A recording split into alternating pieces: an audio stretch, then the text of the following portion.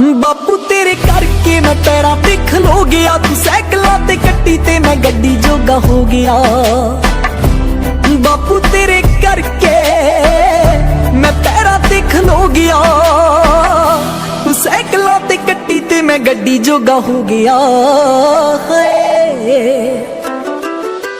सच आखा मेरी तां औकात नहीं कि जिन्ना कीता देवां तैनू मोड़ के, मैं मंगदा हां तेरी